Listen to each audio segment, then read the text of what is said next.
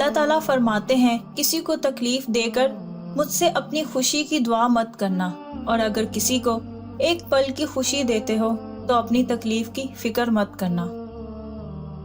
کسی نے ارسطو سے لمبی عمر کا راز پوچھا۔ ارسطو نے جواب دیا، مایوس ہونا بند کر دو۔ پوچھنے والے نے کہا، کیوں؟ ارسطو بولا، نا امیدی سے انسان کی عمر کم ہو جاتی ہے۔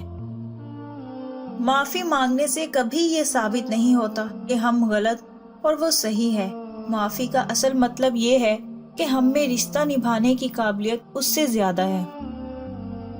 باپ وہ پہلا مرد ہے جس کی محبت بیٹی ساری زندگی اپنے دل میں بسا کے رکھتی ہے، اور اس محبت کو عورت کبھی بھلا نہیں سکتی۔ گھر میں غربت آنے کے اسباب: ٹوٹا ہوا سامان استعمال کرنا، گھڑے سے منہ لگا کے پانی پینا، الٹا سونا، رشتہ داروں سے بد سلوکی کرنا، بیت الخلاء میں باتیں کرنا، صبح سورج نکلنے تک سونا، قبرستان میں ہنسنا، مہمان کے آنے پر ناراض ہونا، ہاتھ دھوئے بغیر کھانا کھانا۔ جو انسان کردار کا بڑا ہوتا ہے وہ کبھی شکست کھا بھی لے تو سر اٹھا کے جیتا ہے، اور نا امیدی کو کبھی حاوی نہیں ہونے دیتا۔ ہم تعلیم تو خرید سکتے ہیں لیکن عقل خدا کا عطا کردہ تحفہ ہے۔ عقل جیسی کوئی دولت نہیں اور جہالت جیسی کوئی غربت نہیں۔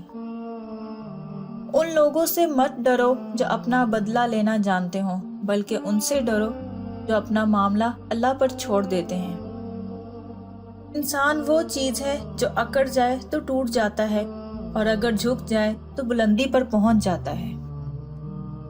جو اللہ کے دیے کو کافی سمجھتا ہے وہ زندگی میں کبھی کسی کا محتاج نہیں رہتا۔